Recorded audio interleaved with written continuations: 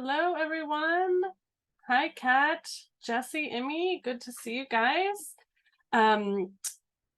You probably all already know me. My name is Ariel Molino. I'm the Chief Convener with Pollinate Impact, and thank you guys so much for joining this conversation on how technology can help enable and scale your enterprise support work.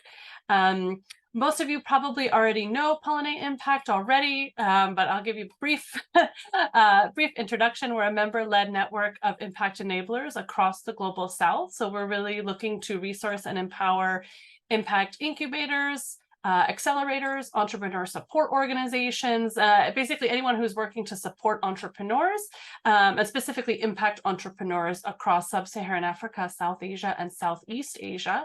And we do that by bringing together like-minded folks and sort of trying to identify solutions, understand challenges more acutely that we're all facing, and most of those being common ones. I think that's been a common thread, that we are realizing how many common challenges we have across our work.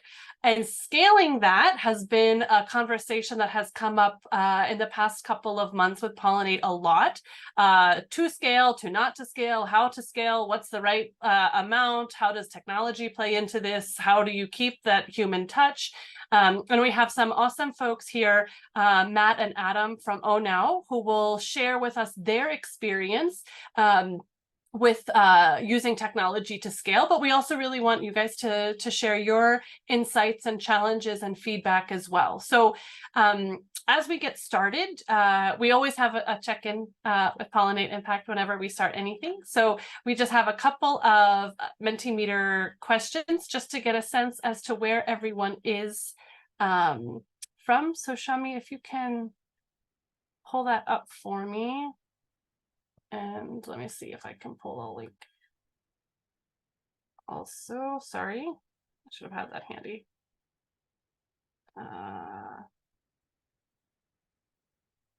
Here it is. Okay.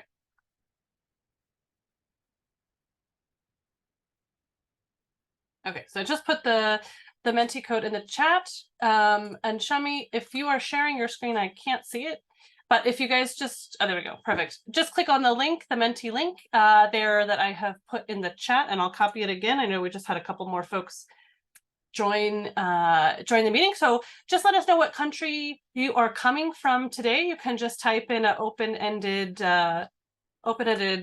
answer there. See, great, Kenya, Uganda, UK, awesome. US, awesome, great. So we have some people who are waking up very early, not just Matt, who's actually joining us from California. I hope you're caffeinating well to get us through the session. Cheers to that, Matt. Next, so if you keep going through the poll, the next question we have is which organization best describes which best describes your organization. So are you coming from an incubator? Are you a funder? Are you an entrepreneur? Are you an academic institution? So great, have a good spread there. And I'm reposting the Menti link for the folks who've just joined the call as well. So feel free to just click on that link directly. Okay, so yeah, great, perfect. Pretty heavy on the incubator side, love that. We can go to the next one. Now, what we want to understand is now whether you currently use any digital channels to deliver your training materials or deliver that support to entrepreneurs. I think we all recognize that COVID really changed the game when it came to how we deliver our work. So it's great to understand. Looks like Zoom, Google Meet, as we are doing now, is taking the case, but it's good to see that folks are using a variety of channels. I think that'll be really helpful as we go through this conversation. So Shami, we can go to the next poll. So then let us know how you're actually tracking your entrepreneurs or through your program that you're doing. What are some of those tools that you are using currently? If hopefully you're tracking and not just manually tracking, but it seems like that's a fairly common common option there. Okay, great. Someone has invested in a CRM software. I know I have built those multiple times. It's a real pain in the neck, and they can be very expensive to invest in. So definitely looks like Google Sheets and Excel is taking a case. Okay, great. Combination of spreadsheet and low code tool. Very nice. Very nice. Okay, awesome. Well, it's great to know that you guys are tracking it and using that. Great. And then top challenges you're facing, because I think this is something that I'll let Matt and Adam really dig into as we get going. So what are some of these key challenges? If you feel that one of these challenges is not representing what you feel, you can always feel free to add it in the chat if you don't like any of these, if you don't like any of these answers. But is it at the cost, of developing them? Is it lack of capacity? You don't know really where to start. That seems to, addressing needs and what's available, and integrating the tools. Yes, and then the fallacy of the cost sunk fallacy of we're stuck with what we have because we've already invested a lot of time and money. It's a very real problem. Okay, I think is that the last question, Shami? Was there one more? Okay, great. So I think that really helps us ground the conversation to understand where you all are at as an audience. I will now hand it over to the ONOW team without any kind of further ado for Matt and Adam to sort of take us through this conversation. And again, please, we'd love to hear your feedback, your experiences. We want to know, we want to more keenly understand some of the challenges that you're having in this. And we really want this to be a peer open conversation. Matt and Adam are really pushing this ahead, but I know they're really keen to hear your inputs as well. So Matt, Adam, I'll hand it over to you. Thank you so much, Ariel. Thanks to the Pollinate Impact Network. Thanks for the opportunity to have this conversation. Yeah, that covered it so well. Seeing the responses from this group, seeing kind of the diversity of issues and problems that we're all facing when we think about digital tools. It's not all the same for all of us. And so I think absolutely, as we've had this conversation with a number of business support organizations and entrepreneur support organizations over the past 9 months, we've seen that.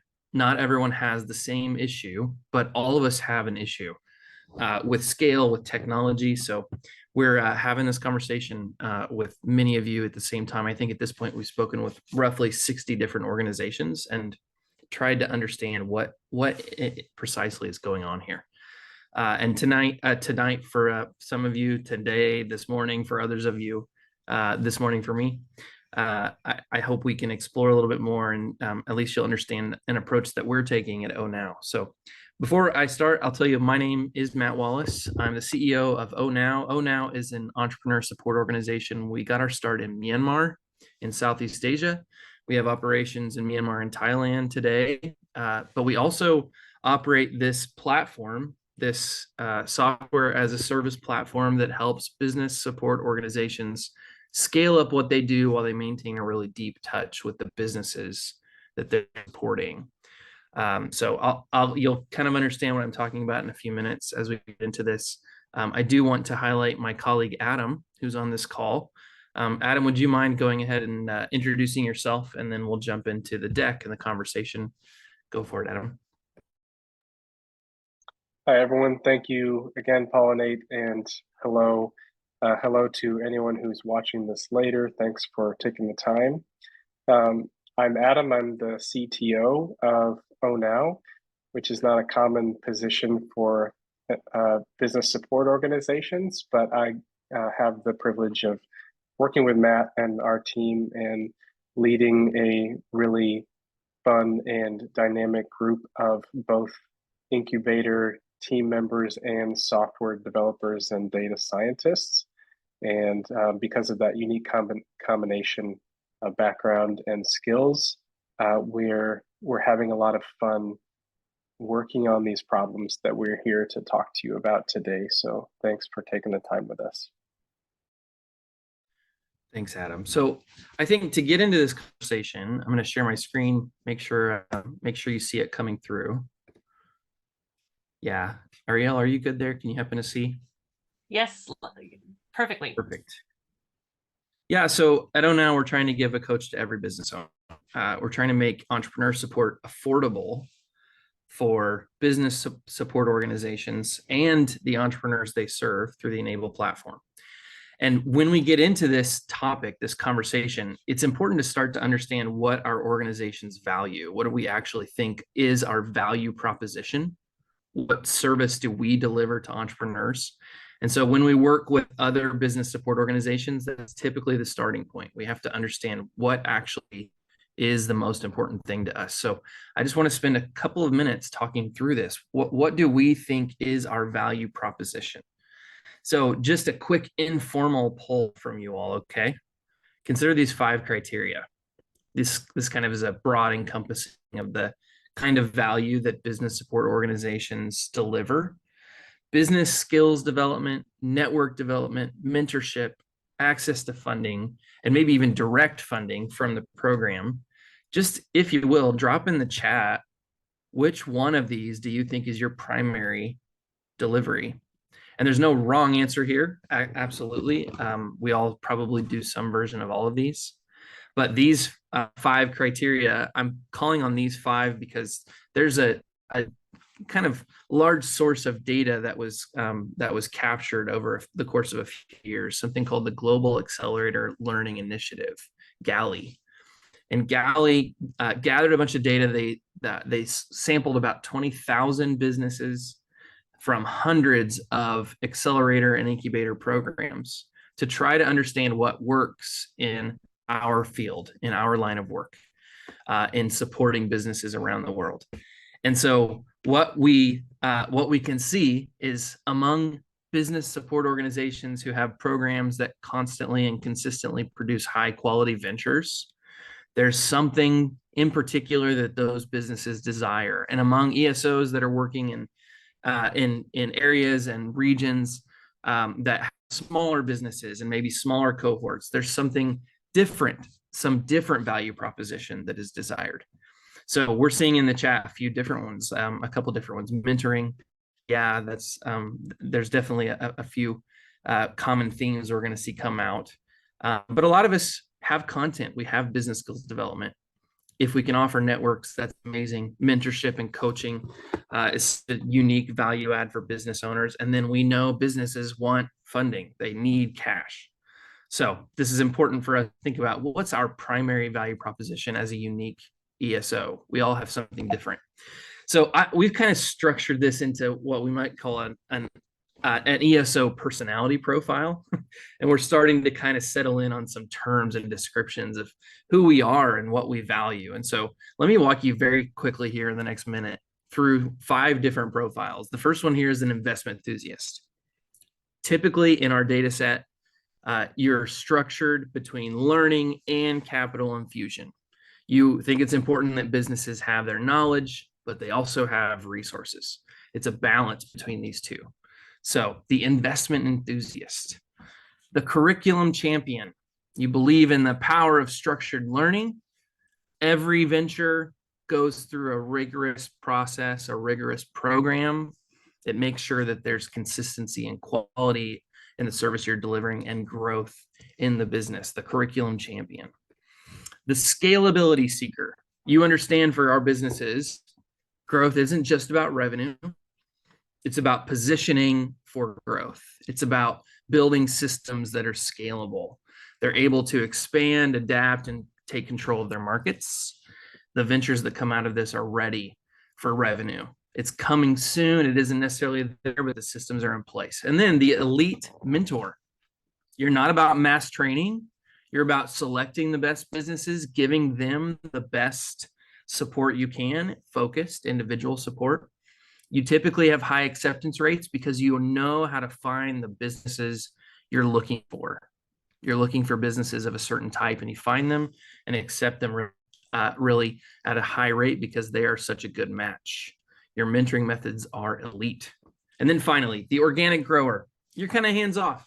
Whatever the business wants, you're there to support it. Whatever pace they want to grow at, you're there to support it. You don't direct them. You're present in them. You're giving them tools ensuring they can take the path that they want to take. Now, this is just a broad set. Again, informally, I'd love to know what you think you are. But it's kind of a clustering or a segmentation that we've started to do with the business support organizations that we own. And just quickly review: the investment enthusiast, the curriculum champion, the scalability seeker, the elite mentor, and the organic grower. Now, you can drop it in the chat if you're interested. I just would think it's really interesting to see what you think you are, but I want to take you through the data a little bit. Okay, so what we see is among the whole data set, among the businesses coming out of these entrepreneur support organizations, this is a bit of data that says what they value, what they say they want, those businesses coming through the programs. What do they want? So in this case, if you rank something 1, it means you want it most. So the number is smaller if it's more powerful, if it's more desired. So keep that straight, okay? So what we have here is, on average, across a data set of more than 20,000 businesses, the highest ranked value is network development. That says that the entrepreneurs coming out of programs, on average, really want a bigger network. They want connection to other business owners.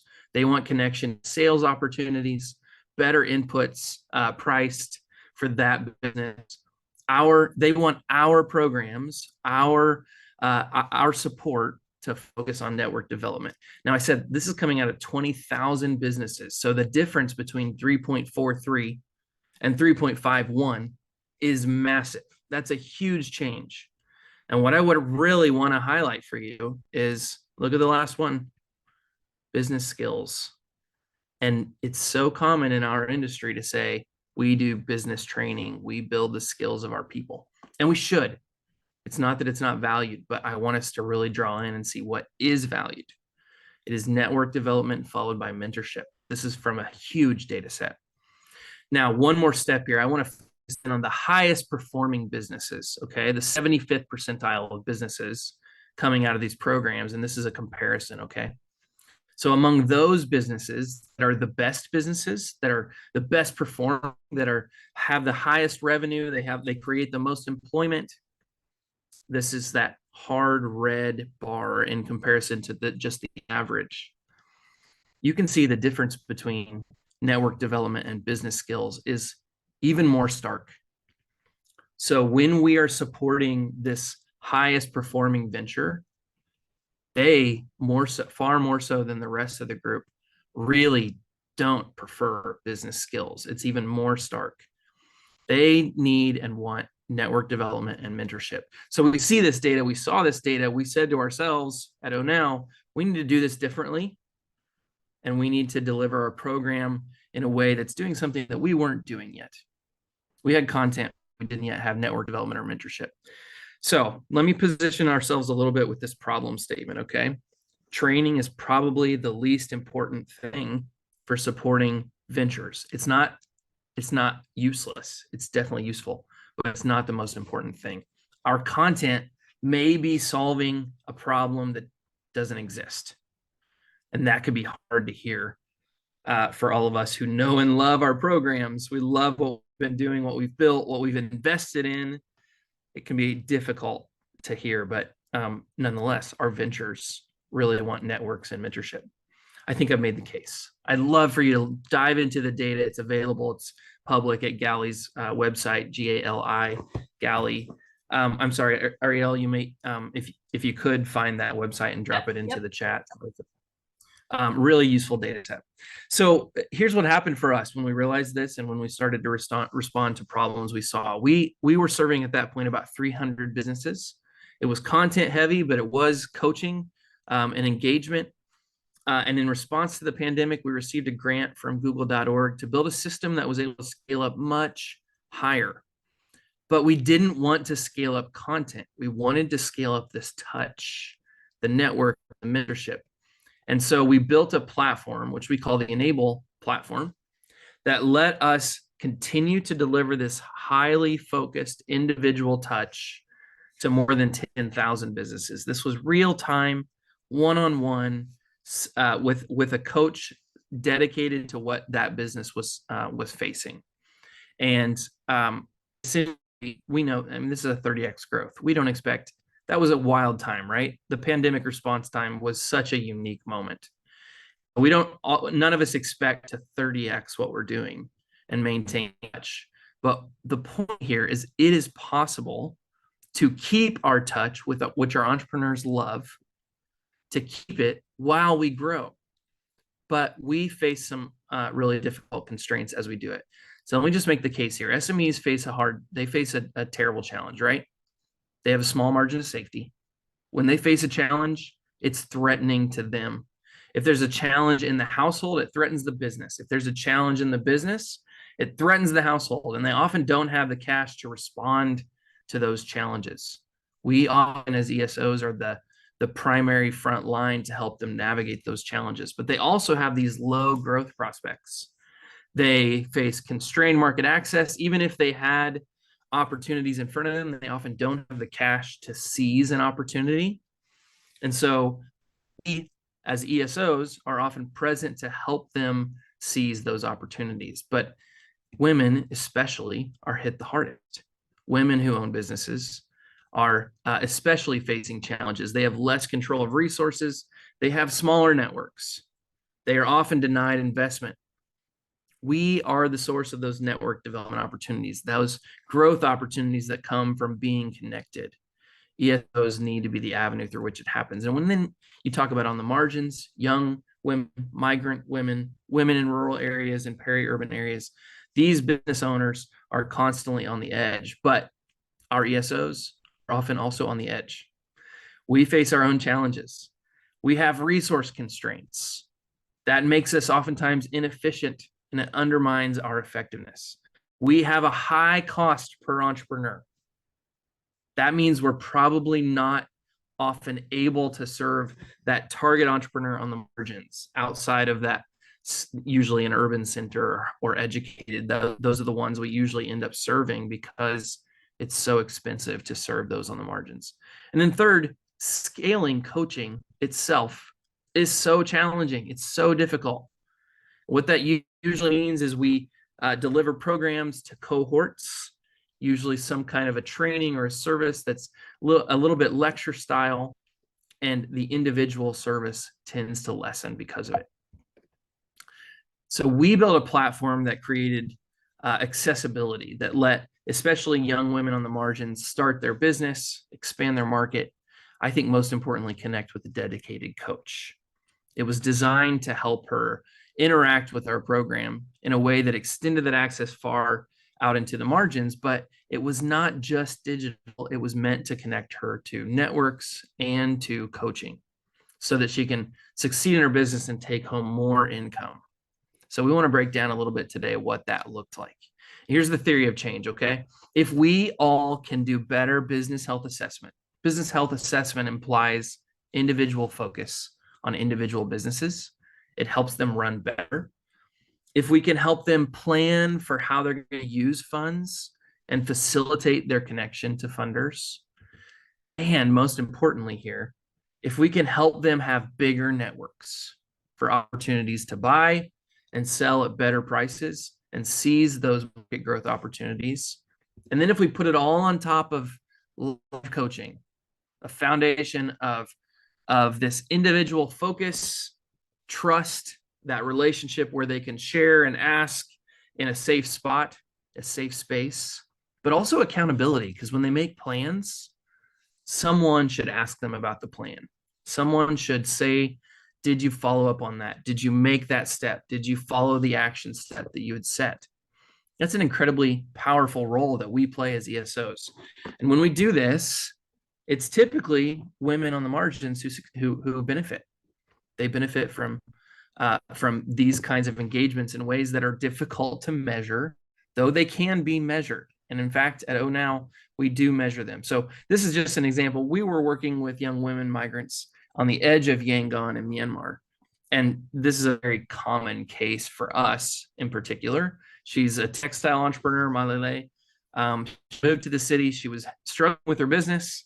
Every decision was a challenge, was difficult, because it was more or less a life or death decision for the business. And so we came along and helped her grow her market. Her sales grew by 33%. She had a coach to talk to. She had a broader network. She was sending money home to her family. It's definitely a success case where she had more agency, more influence, creating jobs for others, and more security with more income. Our organizations can do this if we can navigate the constraints and keep an individual focus. Now, I want to highlight the role of the coach, because this is what we saw. Coaches typically don't spend much time coaching. Believe it or not, when we think coaching, we think strategy, planning. Our coaches were only spending about 5% of the week coaching, 2 hours. And this is so common. We've seen this with many of the business support organizations that we have interviewed. Coaches aren't coaching. They're reporting 50% of their time in reporting and data capture. They're preparing for the next call. They're sifting through spreadsheets. They're sifting through slide decks. They're reading everything they can to prepare for the next coaching or mentorship or training session. We find 24 hours per week of overhead that could be reduced, so we can have coaches who coach instead of report. So what we found with our platform, and many platforms are helping this happen, but our platform in particular is capturing so much more of that time for a coach so they can be coaches. We're 10xing BSO productivity. We're 10xing that time that coaches coach. We moved from 2 hours to 21 hours of actual coaching, conversation, interaction with the business about their strategy and their planning. An 86% reduction in reporting, a 50% reduction in prep time, and that context switching between different entrepreneurs and different businesses that they're working with. We do this with different parts of our technology. It's automated data capture and reporting. It's AI supported journeys for both the coach and the business owner. It is asymmetric communications, but it lets our real-time communications be smarter. When you're thinking about your own strategy for scaling, when you're thinking about your own approach to growing what you do, focus on this role of coach, because they're probably spending more time doing things that are not coaching. If you can capture that time, you will find so much more productivity in the ones that deliver that one-on-one connection with businesses, with business owners. So Enable is the solution we built. It is an end-to-end solution that connects MSMEs to ESOs more effectively, so they have engaging learning experiences. We can track every step of that business owner's engagement with us. It lets us deliver customized services to the business owner and helps us measure impact. And that's so important in what we do. So it is a B2B software as a service model. That means typically a monthly subscription to use our platform that helps you scale up what you're doing.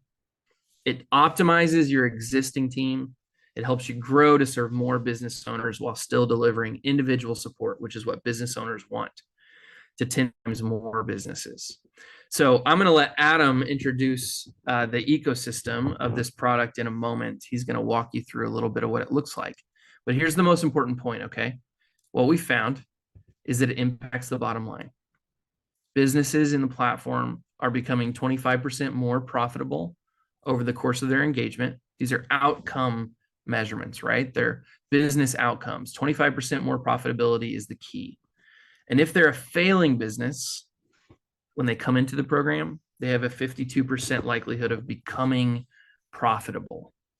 And we know that because we gather this robust data on a regular basis. Profitability, employment created, revenue, expenses, investment unlocked, cash on hand, all of these indicators are tracked inside of our system. And that's how we understand what kind of impact we're having on the business owners. So I'll share this deck to you later. You can review this. There's a bunch of really great detail on how we think it stacks up. But we've built this model in partnership in the process of serving a lot of different organizations around the world over the years. The model's been honed in these partnerships. So that's the start of the Enable platform.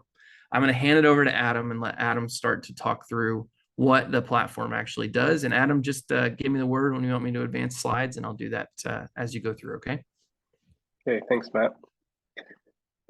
So I want to start off just taking a moment to acknowledge that although we're all business support organizations, we use different terminology. And since we have the wonderful Kat Burry in the audience, who's our mentoring champion, I had a great conversation with Kat in Accra last month. And I just want to say that coaching and mentoring, in this case, we're using interchangeably, and that we're all on the same team, whether we are delivering coaching, mentoring, or business advisory. So you can consider that the same concept here. Because really what we're trying to do with the Enable platform is bring in a set of tools that are integrated so that you can keep doing exactly what you want to be doing at a higher scale and lower cost per entrepreneur. Matt, go ahead. And so Matt showed you a slide earlier with several different kind of products and tools within our Enable platform. Thank you, Matt.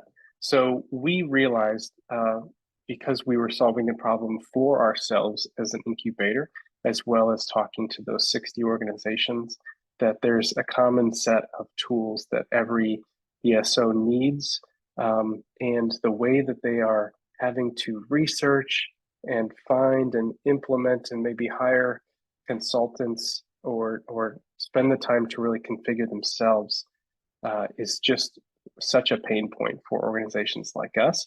But we all need some kind of content management system. We need a way to deliver digital training through engagement channels to our entrepreneurs. We need a way to track those coaching and mentoring sessions and see the progress of our entrepreneurs in a CRM. And really critically, we need to measure as much data as we can to report better outcomes to our funders and to be able to tell better success stories about our individual entrepreneurs as well. Matt, go ahead back down to. So we did that same search as many of you, what tools are out there and which ones are best for us to use. And we realized that we needed to actually build them ourselves because we weren't finding what we needed, and we didn't think that working with really expensive consultants was going to provide us the solutions that we needed. So we built our own CRM. Matt, go ahead. Our CRM is specifically designed to allow business support organizations to onboard quickly, and it's already tailor-made for them to input their programs and services and entrepreneurial journeys.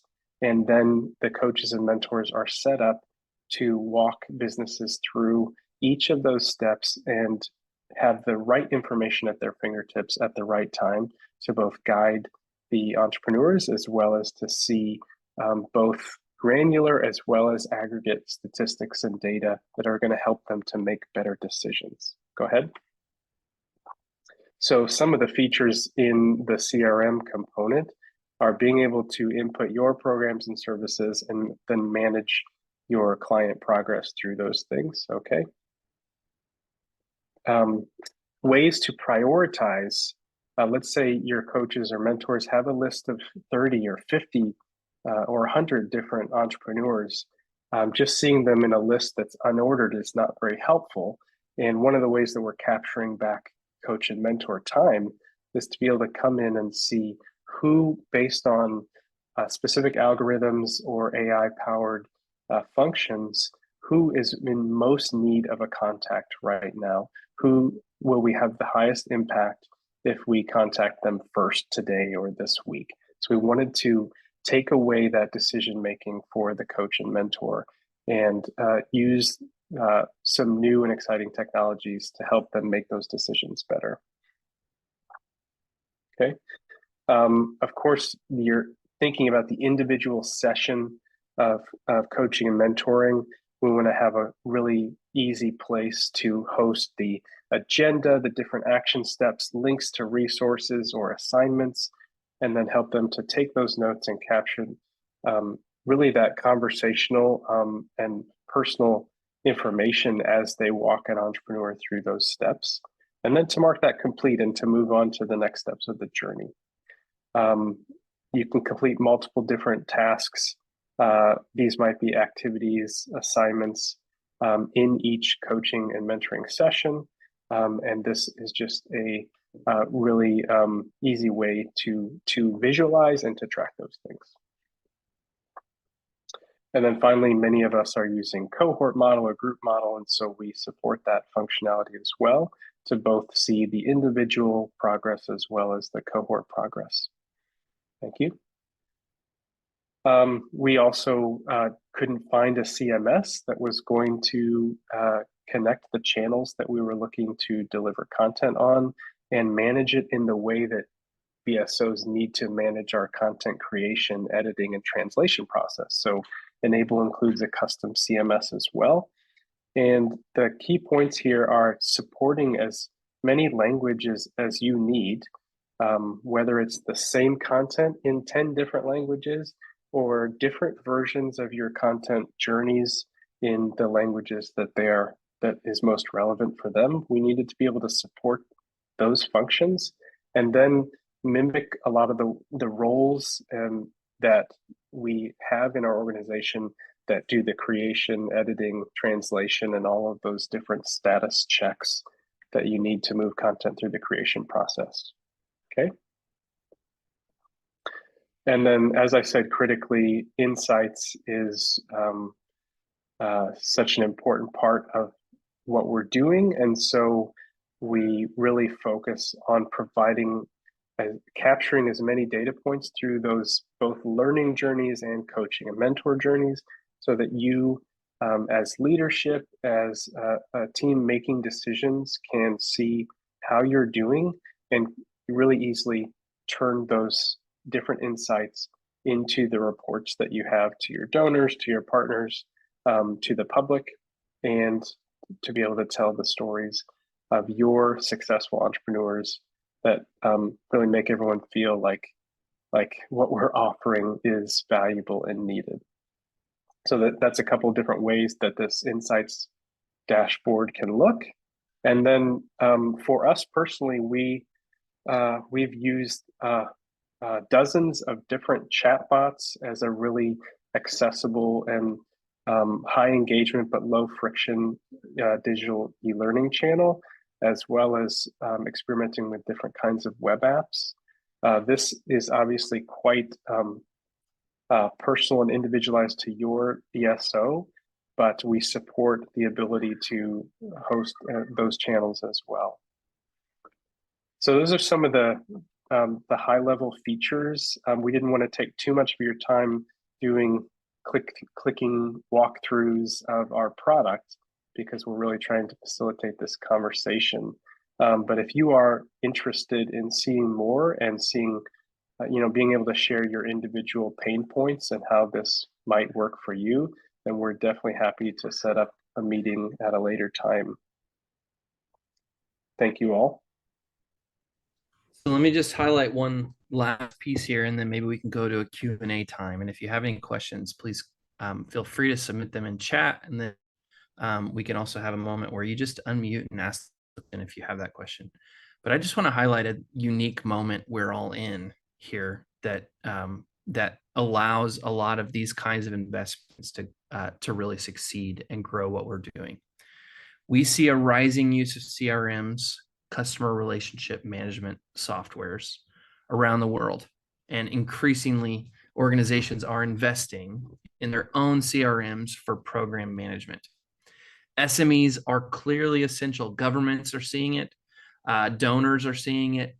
And so the more SMEs we can support with deep impact, the more powerful our stories are about what kind of timely delivery we are part of. And we're talking about here the nexus of SMEs and climate, SMEs and gender, SMEs and and populations that typically can't access these kinds of services, whether it be disability or even minority populations or populations that are in rural areas. All of these kinds of features and programs and services are meant to help extend our ability to impact those cross-cutting themes. AI is absolutely becoming ubiquitous, right? It's all over. It's all over in all of our conversations, and so it allows for a new level of productivity to be achieved in these kinds of tools. There are smartphones everywhere, in every country, at most almost every economic classes in most countries. There are smartphones now. That presents an amazing opportunity for additional kinds of support. There are more entrepreneurs. Something about the pandemic and the moment we've been in for the past 3 or 4 years means there are more entrepreneurs than there were before, more of them needing support than there were before. And of course, we have so much data at our fingertips that we can make some really powerful decisions based on data, not just for reporting, but guiding our strategy and our crisis response. So I just want to emphasize that we feel like we're in a conversation here. And in a lot of ways, we're honored to get to have the conversation with many different ESOs. And that's what we want to turn our attention to here at this moment. So if there are any questions, Q&A about the platform or about the state we're in, we'd love to receive those from the audience. I'm going to stop my share for a moment and then essentially move this forward into a kind of a Q&A moment. Do any of you have any experience with trying to implement any of your own tools that you might share or give us some an opportunity to commiserate a little bit together if we want to, because we've all been through some really difficult kinds of adoption moments. So that's really, I think, where this conversation should go for all of us next. I'll ask one question, Matt, and I've experienced this also with, places that I've worked where the technology is great, but use of technology and behavior change to get not only the staff to use it to make it work well, as well as the entrepreneurs themselves use it to work well. How have you seen that in your organization? Like, how do you incentivize that? How do you get that to, because the technology only works if people use it. and yeah, so just curious to hear how that's really been a struggle from my experience in the past. And I don't think I've ever gotten it right. It's a great question. I'm going to let Adam talk about how we implement this with a partner and bring their team's skills forward. But just so you know, we built this platform, and with our first client, it took us roughly 12 months to build. It was so long, such a difficult journey. With our second client, it took us 3 months. Our target is to bring that down to 6 weeks. But we recognize that if you get to a point where it takes 1 week or 1 day, there will be so much time necessary to really prepare our teams to work with these kinds of tools. It doesn't matter if it takes no time at all to set up.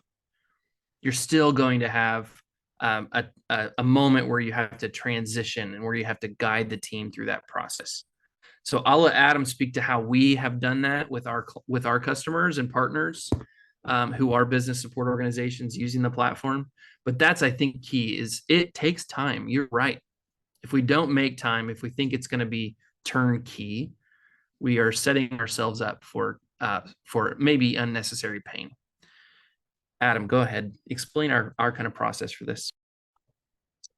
Thank you. Yeah, and I just saw Dorcas's question, so I'm going to tie that in, and hopefully this answers Dorcas's question as well as Ariel's.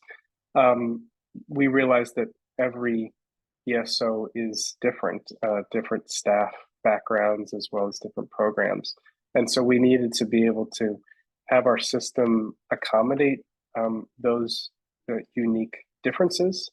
And probably the best way that I can illustrate is with the teams that we have already implemented Enable for.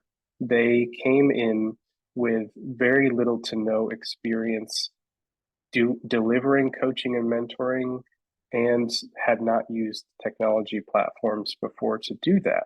And so you're working, like you said, not just with maybe low digital literacy end users of your entrepreneur clients, but even the staff that are trying to use the platform. Also, starting in Myanmar gave us a bit of an advantage because we've always, from day one, developed our digital solutions with the low tech user in mind, because that was the reality in Myanmar. And so it is really a process of walking alongside each new partner. And this is again to tie it to Dorcas's question.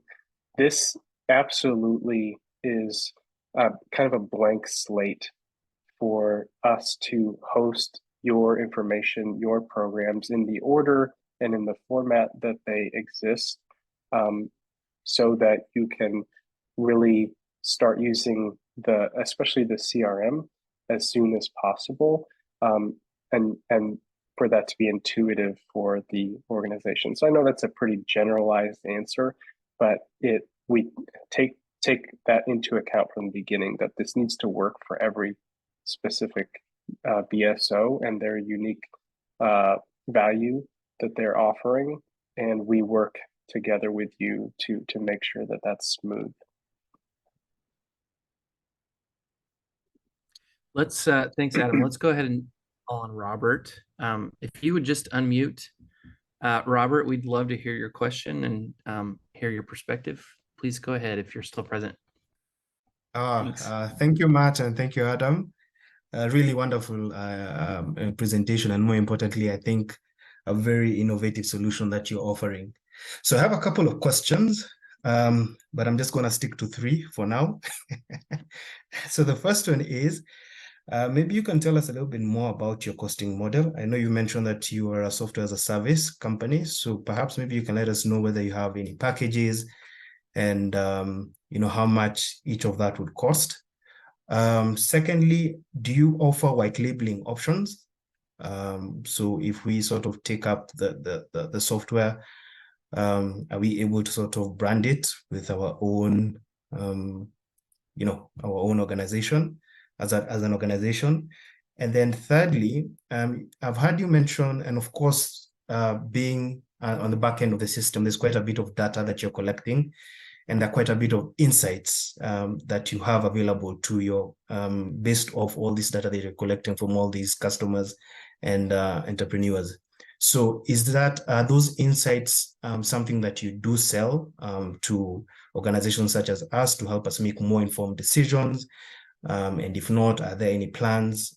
Maybe you can just tell me a little bit more about that. Yeah. Those are 3 really wonderful, relevant questions. Let me review them and make sure I heard them. Number 1, there's the pricing model. There's number 2, if we have a white labeling solution, so your organization is what is prominently placed in anyone going into the portal and the platform. And then number 3, where do the insights go? Who are those for? Who gets to see the data and the results of what's actually being gathered in the program? Yeah, let me take the first one. First off, let me just explain. I would say we're in early adopter territory. We're in early adopter status, and so that means a lot of those questions are being sorted out. We're actively looking for partners who can help us design and build relevant versions of Enable that can be deployed across many different organizations in whatever context. And what that means is the pricing is not yet settled. But I can tell you, because we have our own experience being a business support organization that has sometimes had regular revenue from operation, sometimes has depended on grant structures and donations, and sometimes have just had to bootstrap what we're doing. We feel like we need flexibility in this. Some business support organizations just want to make this part of a project they may have secured. That's okay, and that looks like more of like a one-time milestone-based agreement, right? Less of a monthly recurring agreement, but more of a one-time, one cost as part of a project. That makes sense. But others might have this as part of their regular operation, and they would be more comfortable with it being a monthly recurring kind of subscription where they pay on a regular basis for something that's fully ingrained and baked into their operational model. That's also possible and in many cases preferable. So I would just say to that, Robert, there's flexibility to what the organization needs, especially in these early days. So let me just put a point in there. We are looking for those early adopter partners. Obviously, if you're an early adopter, you're getting an unbaked product, and that means discounts in the way that it's delivered and how much you pay, and maybe even a little priority access to some features that most others wouldn't necessarily have as we look to build a core feature set. So a little appeal there. If you're interested in going on that journey with us, reach out to us. Number 2, can it be white labeled? It can be white labeled. Yes, we don't need to be seen by your customer. ONOW does not need to be seen by your customer. We want your customer to have a deep and close relationship with your organization, and that means they see you. The same is true for coaches. The same is true for your staff. They see your organization. That's ideal. They don't need to know us. It's a great question. I appreciate that, Robert. And then number 3, the insights. This is an answer that's twofold. Yes, we feel that the ESO should have access to those insights and the data in a form that helps you make decisions about the way you operate your business. It'll be available to you. It's part of the platform that you get to see those and interact with that data. But let me also say that we feel there's some responsibility to contributing to how the whole organization, how the whole industry runs. And if we as a group of ESOs come together and discover some important trends in our industry of supporting business owners, that should be shared throughout the network, throughout the industry. So we actually feel pretty strongly that Enable should be an avenue through which we gain better understanding of how to deliver services to business owners effectively. So yeah, you get data on how you operate and what you need to operate, but also anonymized and disaggregated data that lets us understand how an entire region or ecosystem is operating would also be an important step to take. Now, we'll obviously do that in conversation with any user, with any Enable client, but that's our desire, is to share some learnings out among the whole network, so everyone runs better as a result of this insight. Great questions, Robert. I hope that answers what you're going for. If you have more questions, I'd be glad to take them. Yeah, Adam has dropped another response in about scale and efficiency for coaches and mentorship, and how it has high impact for those clients who are in limited internet locations. Phone call mentoring, social chat services can be used in Enable. That's okay. The business owner does not necessarily need to have a smartphone for these services to be delivered to them. So the emphasis here is coaches delivering in context specific ways. So there may be more questions. That's great if there are, but I want to ask Ariel, would you mind dropping into the chat the link ONOW Enable landing page? And I'm asking her to share this, and I'm just going to share my screen for the moment here. This page contains a lot of the information that we've shared on this call in particular.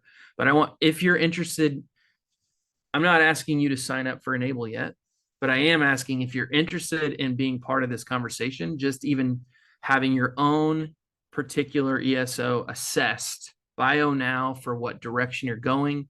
Are you an investment enthusiast? Are you a sustainable scaler? Which kind of ESO are you? If you want to have that conversation with us, come to this page and just scroll down towards the bottom. And there is a sign up form right here. Name, email, subject, type your message. You don't have to share a lot there, but if you're part of, if you're an organization that is struggling with how to scale your services, then please share that with us. You don't necessarily need to join the early adopter program, but we'd love to have the conversation with you. Ariel, I think that covers it for us. I'd love to hand it back to you and say thank you so much from ONOW for letting us come into the network and be part of this conversation. It's our pleasure. We're looking forward to what happens next. Go ahead, Ariel.